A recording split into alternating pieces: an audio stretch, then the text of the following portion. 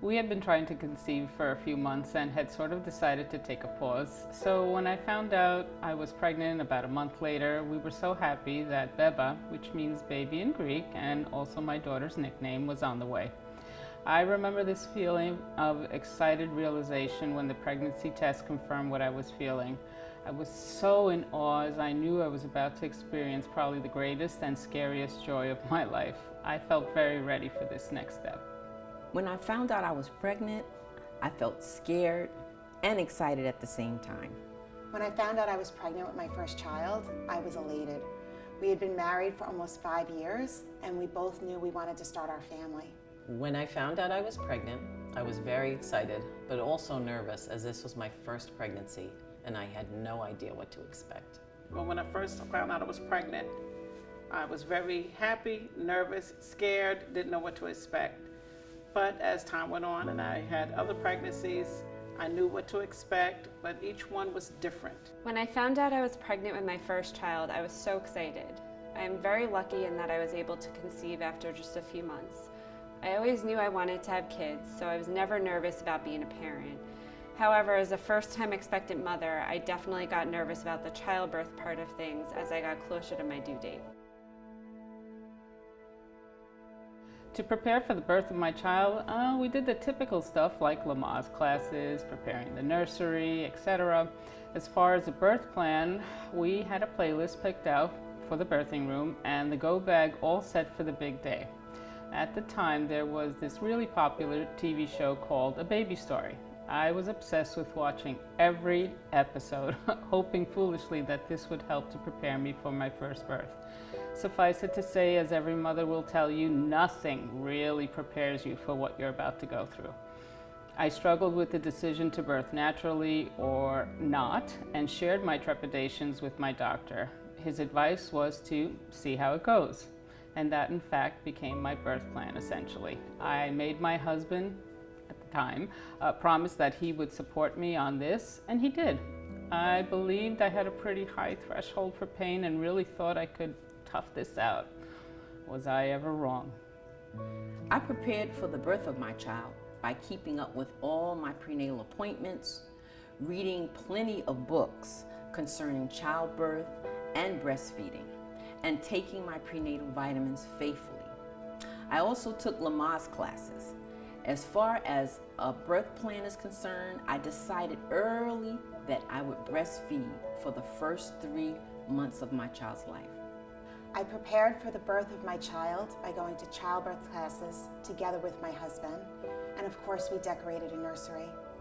The classes were good, but with a first child, it's really hard to conceptualize what giving birth will actually feel like.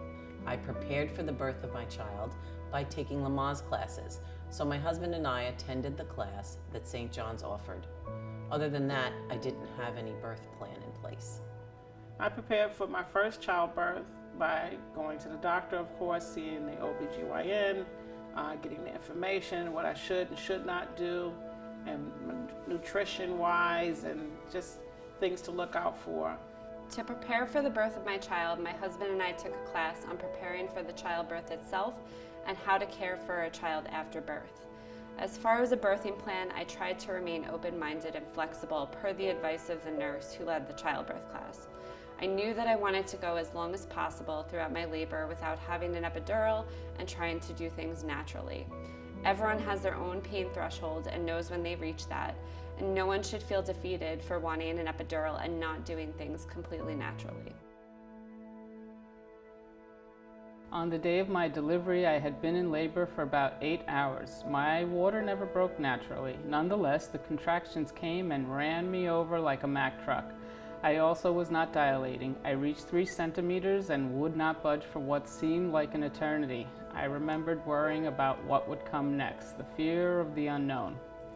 I gave birth at LIJ Hospital and was fortunate to be paired with an amazing L&D team. They were with me throughout the delivery, communicating every step of the way. At this point, I was still managing without the epidural, but I didn't know if I could endure much more. I was starting to edge toward getting it. On the day of delivery, I had mixed emotions. I was anxious to see my baby, but I was not appreciating labor pains. The day of the delivery was a few days before Christmas, about 2 weeks before my due date, and I felt something different. Not quite contractions, but more pressure. I also thought I might have been leaking some amniotic fluid. So I called my doctor and she said to go to the hospital. At the hospital, I was told I was having contractions and they were going to keep me and I was going to give birth. On the day of delivery, I went into labor at home about 12 a.m. and came to the hospital about 2 a.m. I'm a very modest person, so it was a bit uncomfortable for me to have so many people involved when I arrived at labor and delivery. On the day of delivery of my children, the first one, it was very scary. I didn't know what to expect. It was a very eventful day without the support of my mother, who was there to give me her knowledge and her insight. It was very comforting during that scary time. On the day of delivery, it started off uneventful. I was induced with both children. The first one was because he was a big 9-pounder, and the second one was because I had gestational diabetes, so it was not safe to go until my actual due date. With my first child, it took me about 12 hours after being induced to get into active labor, and my contractions came on so strong and with very little time in between. With my second child, my body was not quite ready to do things naturally since I was induced a few days before my due date, so everything had to be done for me, from breaking my water to helping me dilate. The labor and delivery team and my support person made me feel very comfortable throughout the whole birthing process, even when I was in incredible pain. So for my delivery, the plan was for both my partner and mom to be present. I invited my mom to share in the experience of her first grandchild's birth, and she was really happy to be included, but ultimately ended up excusing herself as labor waned down. She later shared that it was extremely hard to watch me be in so much pain. On the other hand, my then husband stayed with me throughout the process and was my rock, really helping me get to the finish line and supporting my wishes the entire time. My family was present with me during the delivery, which definitely made me feel comforted throughout the entire process. My husband was with me the whole time during the labor and delivery, and he was great, but both of us were very unsure what to expect. I was in labor overnight, so the hospital was really quiet and dark. During the delivery, my husband, Chris, was present. My blood pressure went very high and so much was going on that he was not able to be too helpful as he wasn't sure what to do for me. During my deliveries, my mother was there for all 4 of the children, whether she was outside the room or inside the room. But we also had the nurse, the supporting staff, and the doctor that would peek in and out until it was time for me to actually deliver my babies. My husband was present with me during the delivery of both children, and he was incredibly supportive and did everything he could to make me feel as comfortable as possible throughout labor and delivery, whether that was rubbing my back, getting me water, or just keeping me distracted. The most challenging part, I would say, of the delivery was that I just would not dilate past 3 centimeters. It was an early Thursday morning, and subconsciously I knew that my OB would not be in the hospital until after 6 p.m. Reflecting back, it felt like knowing that in some way may have contributed to my progress or lack thereof. I had really formed an attachment to him and hoped that he would be there to deliver my baby. In the end, he did arrive in time for the birth. The contractions and pain were coming faster and stronger. When my nurse came to check my cervix, she announced that I was fully dilated and would let the doctor know. I told her that I had now changed my mind and wanted that epidural and stat. To my horror, she told me that I had lost that opportunity. Panic set in. The doctor came in and said, "Let's go." But all I could think in that moment was that I was not going to be able to do this. I tried to follow his instructions, recalling those fearless women pushing on the TV show, trying to use the Lamaze breathing techniques, but none of it helped. My doctor said that I was not pushing right. I also remember him saying that the baby was in distress and he may have no choice but to perform a C-section. He tapped my face forcefully and told me to focus. The tap was so unexpected, and also what I needed to come to my senses. 4 short sets of pushes later, my daughter Irene was born. The challenging part of the delivery was when my baby's heart rate decreased during contractions, and that was frightening. My labor was managed really well, and by 7 a.m., my doctor said I was ready to push. And the most challenging part of the delivery was the pain. I never expected birth to be so painful, and I was pushing for almost 3 hours with little progress. I was so tired, and the baby's heart rate was dropping, and I remember being as exhausted as any person could be, so I agreed to a C-section. It was during the C-section that I had complications from the anesthesia, and I stopped breathing. I was aware I couldn't breathe, and I was terrified. The last thing I remember about his birth was hearing my son cry. I woke up in my room several hours later after needing to be intubated. The most challenging part of the delivery was trying to be comfortable in the moment and not stress about all that was going on around me. For the last one, the day before, I was at the doctor's office for a visit. Everything was fine. His head was down. I was going to give birth probably within the next 2 weeks. The next day, an event happened with one of my older children, and he had to be put into the hospital. Where I stood, I was pregnant the whole time and just standing. When he did come back around and he was okay, I sat down and my water broke at the hospital. So they had to take me down to labor and delivery, and that's when they found out that the baby was now sideways. The baby wasn't head down, but yet now I'm giving birth. So I had to get a C-section in order for the baby to be born and be okay. So that was a little scary, and I wasn't around my doctor. I had to get a whole new team of people.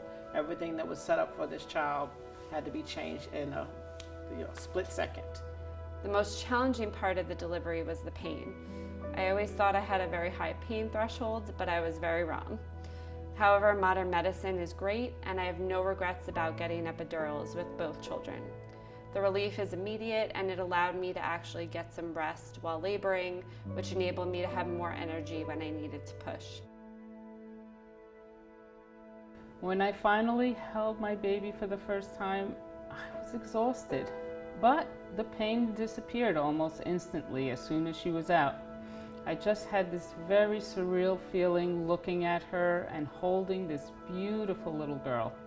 I could hardly believe that she had come for me.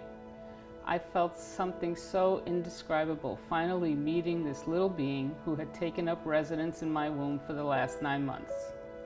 She cried, I cried, and the rest, well, is history. She's now 22 years old, will be a college graduate in a few months, and ready to take on the world. When I finally held my baby for the first time, I was ecstatic. I wanted to protect him and make sure all the opportunities were available for him to be whatever he wanted to be. When I finally held my baby for the first time, it felt like words like love and relief were not even big enough to describe how it felt to hold him. It was 21 years ago, and I can still feel him in my arms. But I also had other emotions, including confusion about what had happened and sadness because due to my complications, I missed the ability to nurse him for his first 2 feedings. When I finally held my baby for the first time, I was completely overjoyed. I told my son, "Hello, Benjamin. We have been waiting to meet you." He was just perfect. When I finally held any of my children for the first time, as they would say, love at first sight. I was very connected with my children, and it was the most beautiful feeling in the world, even though you've gone through so much strife with the labor and the pains and the different things that are happening to you. Once the child is in your arms, you forget all about what happened a few minutes ago. It's just, you get that pain and get this beautiful gift. I felt relief and happiness when I held my babies for the first time. I labored for 24 plus hours with both of them, so I was thoroughly exhausted and my first instinct was to cry. Definitely a combination of exhaustion and joy, but they were both beautiful and perfect little boys in my eyes. Looking back at the experience, I would advise other expectant mothers just be prepared to not be prepared. It is a very unique experience, unlike any other that you will have in your lifetime. The less you expect it to look and feel like anyone else's, the better off you will be. A lot of what we do is build expectations and are disappointed when they're not met. But each woman's experience is going to be different. Make a plan that takes into account your threshold for pain, but remember that it can and will likely change. Above all, having a delivery team from partner to doctor that supports and respects your wishes is so important. Looking back on my experience, I would tell other expectant mothers, educate yourself concerning your pregnancy, concerning the hospital, concerning childbirth, what is needed when you come home from the hospital, and breastfeeding. After your child's birth, continue to educate yourself to know what is expected the first year and beyond of your child's life. This empowers you to know what you can do to enhance and nurture their growth and development. Looking back on the experience, I would advise expectant mothers that the more support you have, the better. My husband was amazing, but we were both doing this for the first time. We were young, and there were questions I didn't know to ask and potential scenarios I did not prepare for. When I found out I was pregnant, I had a romanticized idea of how birth would happen. So I think afterwards I felt some loss and grief around the C-section and the missed opportunity to nurse my son. It would have been good to have someone there to validate that feeling of loss. I'm very grateful that my son was healthy, and since that time, me and my husband have expanded our family with 2 more boys. Looking back on the experience, I would advise other expectant mothers to stay calm and try to enjoy the moment so that you can remember this special time in your life.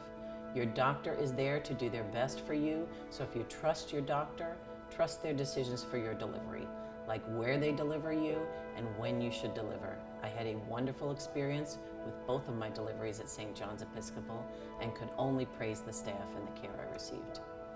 The advice I could give is if you're a woman of faith, if you are able to have people that were around you at the time. Again, my mother was there because of my older son being sick in the hospital, so she happened to be there then at that time.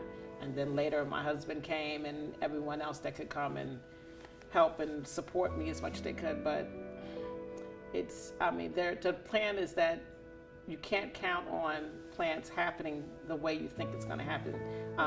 It can be changed at any moment. So you need to give yourself different scenarios to be prepared for. Looking back on the experience, I would advise other expectant mothers that while it's important to prepare and have expectations, it's just as important to be flexible. Every pregnancy is different, and what may work for someone else may not work for you. It's great to seek advice from others, but at the end of the day, you need to do what feels right for you and your baby. When I was a first-time mom, I had no idea what I was doing, and I had gotten bad advice from the pediatrician about breastfeeding, which caused me to overproduce. However, it was a blessing in disguise because I was able to donate milk to babies that really needed it. The second time around, I definitely knew more about what to do, but I was diagnosed with gestational diabetes, so it was a totally different kind of pregnancy. Each childbirth is a new experience and a new story.